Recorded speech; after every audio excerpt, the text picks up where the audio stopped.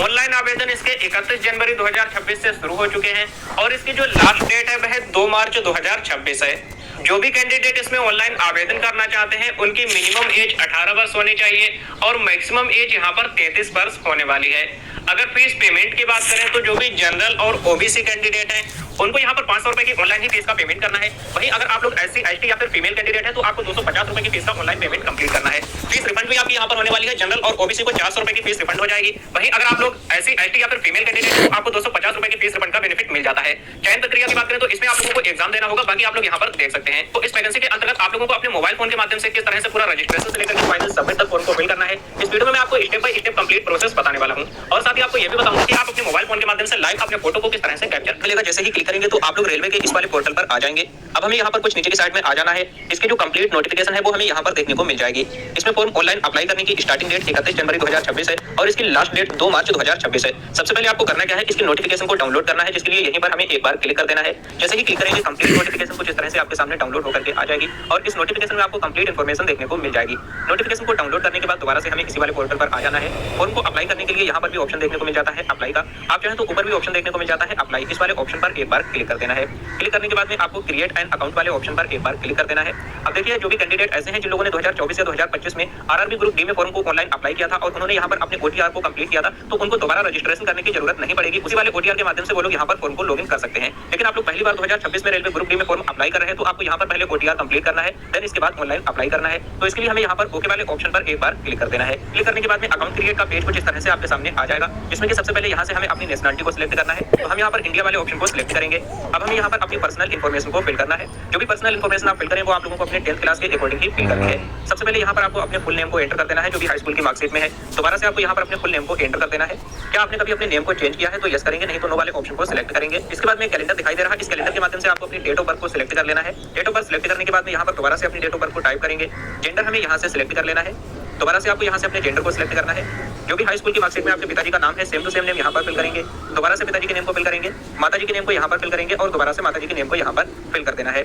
अब कुछ नीचे की साइड में आ जाना है, अपनी कॉन्टैक्ट डिटेल यहाँ पर फिल कर देनी है। तो कॉन्टैक्ट डिटेल में सबसे पहले अपनी ईमेल आईडी को फिल करेंगे और इसके बाद जनरेट ईमेल ओटीपी वाले ऑप्शन पर एक बार क्लिक कर देना है। तो अभी आप देख सकते हैं हमारी ईमेल आईडी पर ओटीपी सेंड कर दिया गया है। अब जो भी ओटीपी आपकी ईमेल आईडी पर भेजा गया है उस ओटीपी को हमें यहाँ पर फिल कर देना है। इसी तरह से आप लोगों को यहाँ पर अपने मोबाइल नंबर को भी एंटर कर देना है और मोबाइल नंबर फिल करने के बाद में जनरेट मोबाइल ओटीपी वाले ऑप्शन पर एक बार क्लिक कर देना है। अब आपके मोबाइल नंबर पर भी एक ओटीपी सेंड किया गया है। जो भी मोबाइल नंबर पर ओटीपी सेंड किया गया है तो उस ओटीपी को हमें यहाँ पर फिल कर देना है। ईमेल आईडी और मोबाइल ओटीपी दोनों फिल करने के बाद में आप लोगों की ईमेल आईडी और मोबाइल नंबर दोनों ही वेरीफाई हो जाएंगे। देन इसके बाद में आप लोगों को यहाँ पर दो ऑप्शन मिलेंगे, पहला है वेरिफिकेशन थ्रू डिजिलॉकर और दूसरा वेरिफिकेशन थ्रू आधार कार्ड। आप अपनी मर्जी से इसमें कोई भी ऑप्शन सेलेक्ट कर सकते हैं। अगर आप लोग आधार कार्ड वाले ऑप्शन को सिलेक्ट करेंगे तो आप लोगों को अपने आधार नंबर को एंटर करना है और जनरेट ओटीपी वाले ऑप्शन पर क्लिक करेंगे। अब आपके आधार कार्ड से जो भी मोबाइल नंबर लिंक होगा उस पर एक ओटीपी आएगा। ओटीपी फिल करके सबमिट करेंगे, आपका जो आधार कार्ड है वह सक्सेसफुली वेरीफाई हो जाएगा। जैसे ही आपका मोबाइल नंबर, ईमेल आईडी और आधार कार्ड वेरीफाई हो जाते हैं, यहाँ पर आप लोगों को एक पासवर्ड क्रिएट कर लेना है और जो भी पासवर्ड आप क्रिएट करेंगे उसी पासवर्ड को दोबारा से यहाँ पर टाइप कर देना है।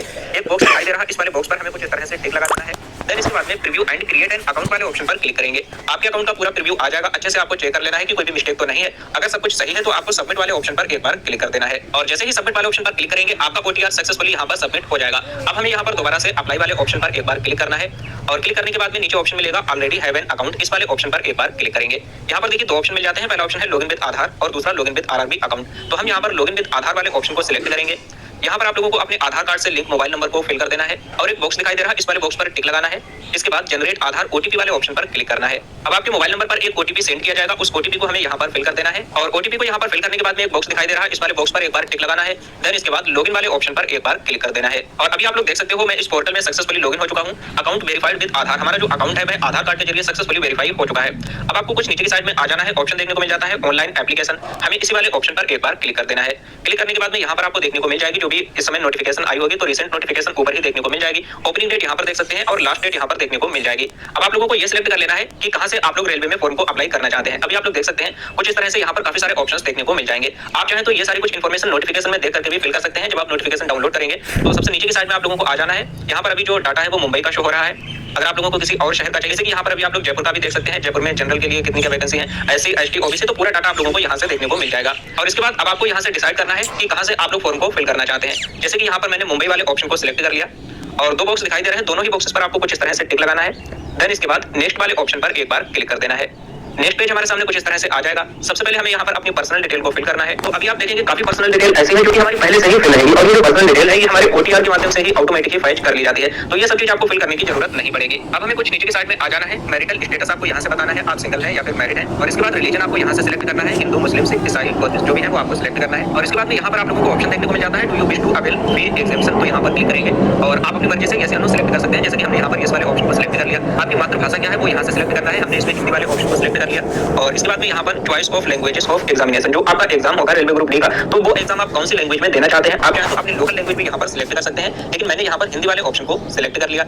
इसके बाद यहाँ पर पूछा जा रहा है permanent visual mark of identification, जैसे कि आप लोगों के हाथ पर, पैर पर या चेहरे पर कोई भी जले का निशान है या फिर कटे हुए का निशान है, तो आपको उसकी पहचान क्या है वो आप लोग यहाँ पर इस वाले बॉक्स में बता सकते हैं। कोई दूसरा निशान है तो उसके बारे में भी यहाँ पर आप लोग बता सकते हैं। इसके बाद कुछ नीचे की साइड में आ जाना है। अब आप लोगों को यहाँ पर अपनी कास्ट की इन्फॉर्मेशन देनी होगी, जैसे कि यहाँ पर आप लोगों को सभी कास्ट के ऑप्शन मिल जाते हैं। अगर आप लोग जनरल कैटेगरी से आते हैं तो आपको यहाँ पर कोई भी कास्ट सर्टिफिकेट की जरूरत नहीं पड़ेगी, लेकिन अगर आप लोग SC या फिर ST कैटेगरी से आते हैं तो आप लोगों को यहाँ पर कास्ट सर्टिफिकेट की जरूरत पड़ने वाली है। जैसे कि हमने यहाँ पर SC वाले ऑप्शन को सिलेक्ट किया, तो जो भी आप लोगों का कास्ट सर्टिफिकेट में नेम है उस नेम को फिल करेंगे, कास्ट सर्टिफिकेट नंबर यहाँ पर फिल करेंगे। इसके बाद में यहाँ पर किसके माध्यम से इशू हुआ है वो आपको सिलेक्ट करना है, या आपको ऐसे ही सिलेक्ट नहीं करना है। जो भी आपका कास्ट सर्टिफिकेट है तो उस पर दिया हुआ रहता है कि आपका कास्ट सर्टिफिकेट किसके द्वारा इशू हुआ है, वही आप लोगों को यहाँ पर फिल करना है। इसके बाद में यहाँ पर इशू स्टेट, कौन सी स्टेट से आपका कास्ट सर्टिफिकेट इशू हुआ है वो स्टेट का नाम सिलेक्ट करेंगे। और इसके बाद में कौन सी डेट को इशू हुआ है इस कैलेंडर के माध्यम से डेट को सिलेक्ट कर लेना है। यहाँ पर पूछा जा रहा है do you wish to avail free rail travel pass, तो यहाँ पर आप लोग सिलेक्ट कर सकते हैं। इसमें आप लोगों को फ्री ट्रेवल पास मिल जाता है। आप चाहें तो इसमें नो वाले ऑप्शन को भी सिलेक्ट कर सकते हैं। इसी तरह से अगर आप लोग OBC कैटेगरी में आते हैं तो हम यहाँ पर OBC वाले ऑप्शन को सिलेक्ट करेंगे। अब देखिए OBC में दो तरह की कैटेगरी दी गई है। OBC के बाद सिलेक्ट करेंगे तो नीचे ऑप्शन फिर से मिलेगा सिलेक्ट करने का। अब इसमें देखिए एक तो है OBC नॉन क्रीमी लेयर यानी कि NCL, और दूसरी OBC क्रीमी लेयर। इन दोनों में क्या फर्क होता है वो भी मैं आप लोगों को अभी बता दूंगा। जैसे कि मैंने यहाँ पर OBC नॉन क्रीमी लेयर वाले ऑप्शन को सिलेक्ट कर लिया। जब आप सिलेक्ट करेंगे तो यहीं पर आपको पता चल जाएगा मेन फर्क क्या है। जो भी कैंडिडेट ऐसे हैं जिनकी फैमिली इनकम मैक्सिमम 8 लाख रुपए पर एनम तक है, तो वो लोग यहाँ पर नॉन क्रीमी लेयर वाले ऑप्शन को सिलेक्ट करेंगे और उन लोगों को यहाँ पर NCL सर्टिफिकेट बनवाना होगा। और जो NCL सर्टिफिकेट है वो आप लोगों का 1 अप्रैल 2025 या फिर इसके बाद का होना चाहिए। तो हम आई अंडरस्टैंड वाले ऑप्शन पर क्लिक करेंगे और यहाँ पर आप लोगों को अपने NCL सर्टिफिकेट की कंप्लीट इन्फॉर्मेशन फिल करना है। जैसे कि सबसे पहले यहाँ पर अपने नेम को फिल करना है जो भी सर्टिफिकेट में है। यहाँ पर सर्टिफिकेट नंबर फिल करेंगे।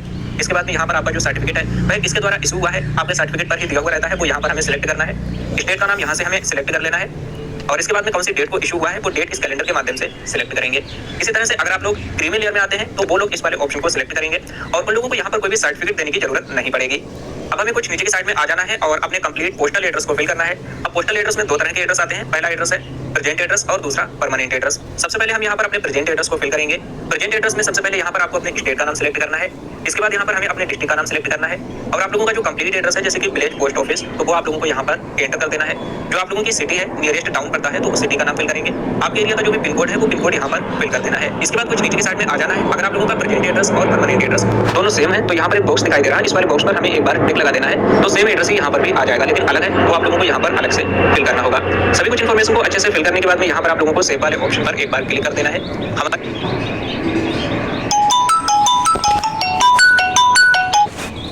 इन्फॉर्मेशन सक्सेसफुली सेव हो चुकी है और इसके बाद नेक्स्ट वाले ऑप्शन पर एक बार क्लिक करेंगे और अब नेक्स्ट पेज हमारे सामने कुछ इस तरह से आ चुका है। अब हमें यहाँ पर अदर डिटेल्स को फिल करना है, जिसके लिए कुछ नीचे की साइड में आ जाना है। यहाँ पर कुछ क्वेश्चंस आपसे पूछे जाएंगे जैसे कि एक्स सर्विसमैन डिटेल। अगर आप एक्स सर्विसमैन रह चुके हैं तो आप लोगों को यहाँ पर क्लिक करना है और यस वाले ऑप्शन को सिलेक्ट करना है, नहीं तो आप लोगों को नो वाले ऑप्शन को सिलेक्ट कर लेना है। इसी तरह से are you a person with benchmark disability, तो अगर आपके अंदर किसी भी प्रकार की डिसेबिलिटी है तो यहाँ पर यस वाले ऑप्शन को सिलेक्ट करेंगे, नहीं तो नो वाले ऑप्शन को ही सिलेक्ट कर लेना है। अगर आप लोगों की राइटिंग स्किल अफेक्टेड है तो यहाँ पर क्लिक करके यस करेंगे, नहीं तो इसमें भी नो वाले ऑप्शन को सिलेक्ट कर लेना है। और इसके बाद यहाँ पर आपसे पूछा जा रहा है क्या आप EBC के अंतर्गत आते हैं। अब बहुत से लोगों को नहीं पता कि ये EBC होता क्या है, वो भी मैं आपको बता देता हूँ। सिलेक्ट वाले ऑप्शन पर क्लिक करेंगे और इसमें हम यस वाले ऑप्शन को सिलेक्ट कर लेंगे। जैसे ही सिलेक्ट करेंगे यहाँ पर आप देख सकते हैं EBC की फुल फॉर्म आ जाएगी, इकोनॉमिकली बैकवर्ड क्लास। और इस कैटेगरी में वो लोग आते हैं जिनकी फैमिली इनकम 50,000 रुपए या फिर इससे कम होती है, या फिर जो लोग BPL कार्ड धारक हैं। अगर आपके पास में BPL कार्ड है या फिर आपकी फैमिली इनकम 50,000 रुपए से कम है तो आप लोग यस कर सकते हैं, तो आप लोगों को यहाँ पर और भी कुछ अलग से एक्स्ट्रा लाभ मिल जाएगा। अदरवाइज आप लोगों को यहाँ पर नो वाले ऑप्शन को सिलेक्ट कर लेना है। अब नीचे की साइड में आ जाना है। पूछा जा रहा है are you an employ on railway, तो अगर आप लोग पहले से ही इंडियन रेलवे में एम्प्लॉय हैं तो इसमें हमें यस करना है, नहीं तो नो वाले ऑप्शन को सिलेक्ट कर लेना है। इसके बाद यहाँ पर पूछा जा रहा है name of the current department, यानी कि अगर आप रेलवे में कोई भी एम्प्लॉय है तो इस समय आप लोगों का करंट डिपार्टमेंट क्या है, जैसे कि सेंट्रल गवर्नमेंट के एम्प्लॉय है या स्टेट गवर्नमेंट या PSU। तो अगर आप एम्प्लॉय नहीं है तो यहाँ पर नॉट एप्लीकेबल वाले ऑप्शन को सिलेक्ट कर लेना है। नीचे की साइड में आ जाना है। यहाँ पर आप लोगों ने कोई भी कोर्स कंप्लीट किया है और उसकी अप्रेंटिस कंप्लीट की है तो यहाँ पर आप लोगों को यस करना है, नहीं तो इसमें भी आप लोगों को नो वाले ऑप्शन को ही सिलेक्ट कर लेना है। अब सिलेक्ट करने के बाद में यहाँ पर आप लोगों को अपने बैंक अकाउंट की डिटेल को फिल करना है। यहाँ पर आपको अपने उस बैंक अकाउंट को देना है जिस भी बैंक अकाउंट में आप लोग अपनी फीस का रिफंड पैसा पाना चाहते हैं। तो बैंक अकाउंट डिटेल में सबसे पहले यहाँ पर हमें अपने नेम को फिल कर देना है और यहाँ पर आप लोगों को अपने उस नेम को फिल करना है जो भी आपकी बैंक की पासबुक में है। इसके बाद यहाँ पर आप लोगों को अपने अकाउंट नंबर को फिल करना है। दोबारा से बैंक अकाउंट नंबर फिल करेंगे, अपने आईएफएससी कोड को यहाँ पर फिल करके कंफर्म वाले ऑप्शन पर क्लिक करेंगे तो आपकी जो बैंक का नेम है और आपके बैंक का एड्रेस वह ऑटोमेटिकली यहाँ पर फैच होकर के आ जाता है। कुछ लोगों का यहाँ पर ब्रांच नेम और ब्रांच एड्रेस फैच होकर के नहीं आता है, तो उन लोगों को यहाँ पर आईएफएससी कोड ठीक से डालना है, तो यहाँ पर फैच होकर के आ जाएगा। सभी कुछ इन्फॉर्मेशन को अच्छे से फिल करेंगे, देन इसके बाद सेव वाले ऑप्शन पर क्लिक करेंगे और इन्फॉर्मेशन हमारी सेव हो चुकी है। अब नेक्स्ट वाले ऑप्शन पर क्लिक कर देना है। अभी आप देख सकते हैं हमारी पर्सनल इन्फॉर्मेशन और अदर डिटेल्स फिल हो चुकी है। अब हमें यहाँ पर अपनी एजुकेशनल क्वालिफिकेशन की डिटेल को फिल करना है, जिसके लिए आप लोगों को कुछ नीचे की साइड में आ जाना है। सबसे पहले यहाँ पर क्वालिफिकेशन है, पहले से ही सिलेक्ट रहेगी। अब आप लोगों को यहाँ पर अपनी स्टेट का नाम सिलेक्ट कर लेना है, जिस भी स्टेट के माध्यम से आपने हाई स्कूल की परीक्षा उत्तीर्ण की है। यहाँ पर आप लोगों को अपने डिस्ट्रिक्ट का नाम सिलेक्ट करना है, कौन से बोर्ड से आपने हाई स्कूल किया है तो उस बोर्ड का नाम आपको टाइप करना है। डेट ऑफ पासिंग आप लोगों को इस कैलेंडर के माध्यम से सिलेक्ट करना है। रोल नंबर क्या था वो यहाँ पर फिल करेंगे और इसी के साथ में आपका सर्टिफिकेट सीरियल नंबर क्या था, और ये जो सर्टिफिकेट सीरियल नंबर है ये आप लोगों की हाई स्कूल की मार्कशीट पर ही कोने पर दिया हुआ रहता है, तो वहां से आप लोग देख करके यहाँ पर फिल कर सकते हैं। और इसके बाद में एड वाले ऑप्शन पर एक बार क्लिक कर देना है। जैसे ही क्लिक करेंगे यहाँ पर हाई स्कूल की हमारी कंप्लीट इन्फॉर्मेशन सक्सेसफुली एड हो जाएगी। अब हमें दोबारा से क्वालिफिकेशन वाले ऑप्शन पर एक बार क्लिक करना है। हाई स्कूल के अलावा अगर आपने आईटीआई कंप्लीट की है या फिर इंटरमीडिएट कंप्लीट किया है, कोई भी बैचलर कोर्स किया है या फिर मास्टर डिग्री की है, तो इसमें से सिलेक्ट कर सकते हैं। जैसे कि हमने 10+2 वाले ऑप्शन को सिलेक्ट कर लिया। अब यहाँ से आप लोगों को डिसिप्लिन सब्जेक्ट ये सिलेक्ट करना है, तो सिलेक्ट वाले ऑप्शन पर क्लिक करेंगे। अभी एक ही ऑप्शन आ रहा है तो हम इसी को सिलेक्ट करेंगे। स्टेट का नाम आप लोगों को यहाँ से सिलेक्ट कर लेना है, जिस भी स्टेट के माध्यम से आपने इंटरमीडिएट की परीक्षा उत्तीर्ण की है। इसके बाद में आप लोगों को यहाँ से अपने डिस्ट्रिक्ट का नाम सिलेक्ट कर लेना है। पासिंग डेट आप लोगों को इस कैलेंडर के माध्यम से सिलेक्ट करना है। इंटरमीडिएट में कितनी परसेंटेज बनी थी तो उस परसेंटेज को आप लोगों को कैलकुलेट करके यहाँ पर टाइप कर देना है। ध्यान रखना है गलत परसेंटेज टाइप नहीं करना है, जितनी आई हो एक्चुअल आप लोगों को उतनी ही परसेंटेज यहाँ पर टाइप करनी है। और इसके बाद एड वाले ऑप्शन पर क्लिक करेंगे और आपकी इंटरमीडिएट की भी डिटेल यहाँ पर सक्सेसफुली एड हो जाएगी। देन इसके बाद नेक्स्ट वाले ऑप्शन पर क्लिक कर देना है। अब यहाँ पर देखिए कैमरा की परमिशन अलाउ करने का ऑप्शन आ रहा है। जब भी आप लोग मोबाइल फोन के माध्यम से फॉर्म को अप्लाई करेंगे तो यहाँ पर 3 ऑप्शन आएंगे, जिसमें कि हमें यहाँ पर अलाउ दिस टाइम इस वाले ऑप्शन को सिलेक्ट कर लेना है। और अब हमारे मोबाइल की जो कैमरा की परमिशन है वो अलाउ हो चुकी है। यहाँ पर कैमरा की परमिशन इसलिए मांगी गई है क्योंकि जो आपका फोटो है वो लाइव कैप्चर किया जाएगा। यहाँ पर कोई भी फोटो अपलोड करने का ऑप्शन आप लोगों को देखने को नहीं मिलेगा। सिग्नेचर आप लोग अपलोड कर सकते हैं, लेकिन फोटो आप लोगों को लाइव कैप्चर करना है।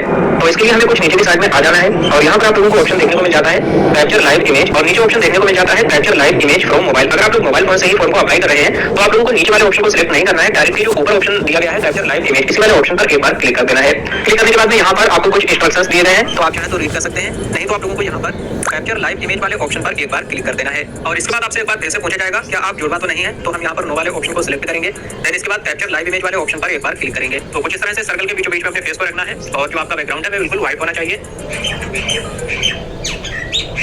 আজ আমি যে আপনার সাথে ইন্টারভিউ দিচ্ছি এটা একমাত্র কারণ হচ্ছে স্টার হেলথের জন্য এখনো বেঁচে আছে। तो अभी आप लोग देख सकते हैं हमारा जो फोटो है वह सक्सेसफुली यहाँ पर कैप्चर हो चुका है। और अब आप लोगों को यहाँ पर अपने सिग्नेचर को अपलोड करना है। सिग्नेचर अपलोड करने के लिए आप लोगों को यहाँ पर ब्राउज वाले ऑप्शन पर क्लिक करना है। जहाँ कहीं पर भी सिग्नेचर रखे हैं तो उन्हें अपलोड करेंगे। सिग्नेचर का मैक्सिमम साइज 49 KB रहना चाहिए और मिनिमम साइज यहाँ पर 30 KB रहना चाहिए। फोटो और सिग्नेचर को अपलोड करने के बाद एक बॉक्स दिखाई दे रहा है, इस वाले बॉक्स पर हमें एक बार टिक लगा देना है। देन इसके बाद में कुछ नीचे की साइड में आ जाना है, ऑप्शन देखने को मिल जाता है सेव, हमें इस वाले ऑप्शन पर क्लिक करना है। हमारी इन्फॉर्मेशन सक्सेसफुली सेव हो चुकी और अब नेक्स्ट वाले ऑप्शन पर एक बार क्लिक करेंगे। नेक्स्ट पेज हमारे सामने कुछ इस तरह से आ चुका है। अब हमने जो भी फॉर्म को अप्लाई किया है इसका हमें पोस्ट प्रेफरेंस देना है। जैसे कि आप लोग यहाँ पर देख सकते हैं, आप लोग 10 पोस्ट प्रेफरेंस दे सकते हैं। सभी पोस्ट के नेम आप लोगों को यहाँ पर देखने को मिल जाएंगे। जैसे कि यहाँ पर पोस्ट का नाम है असिस्टेंट TDR, इसी तरह से असिस्टेंट SNT। तो जो भी आप लोगों को पोस्ट सही लगे उसमें आप लोग यहाँ पर इस तरह से फर्स्ट प्रेफरेंस दे सकते हैं, सेकंड प्रेफरेंस इस तरह से देंगे। तो यहाँ पर हम 10 पोस्ट में प्रेफरेंस दे देंगे। अभी आप लोग देख सकते हैं हमने पोस्ट प्रेफरेंस दे दिया है। प्रेफरेंस देने के बाद में यहाँ पर एक बॉक्स दिखाई दे रहा है, इस वाले बॉक्स पर हमें एक बार टिक लगा देना है। अब कुछ नीचे की साइड में आएंगे, एक और बॉक्स दिखाई दे रहा है, इस पर भी हमें एक बार टिक लगा देना है। प्लेस का नाम हमें यहाँ पर फिल करना है, जिसमें कि आप अपने सिटी टाउन या डिस्ट्रिक्ट का नाम दे सकते हैं। जिस भी डेट को फॉर्म अप्लाई कर रहे हैं वो डेट यहाँ पर आ जाएगी, एप्लीकेंट के सिग्नेचर यहाँ पर आ जाएंगे। कई बार ऐसा होता है मोबाइल फोन के माध्यम से आप फॉर्म अप्लाई करते हैं तो सिग्नेचर नहीं आते हैं, तो घबराने की कोई भी जरूरत नहीं है। और अब हमें यहाँ पर प्रीव्यू एप्लीकेशन वाले ऑप्शन पर एक बार क्लिक कर देना है। और जैसे ही प्रीव्यू एप्लीकेशन वाले ऑप्शन पर क्लिक करेंगे आपके एप्लीकेशन का पूरा प्रीव्यू कुछ इस तरह से यहाँ पर आ जाएगा। आप लोगों को अच्छे से सभी कुछ डिटेल एक एक करके चेक कर लेना है कि इसमें कोई भी मिस्टेक तो नहीं है।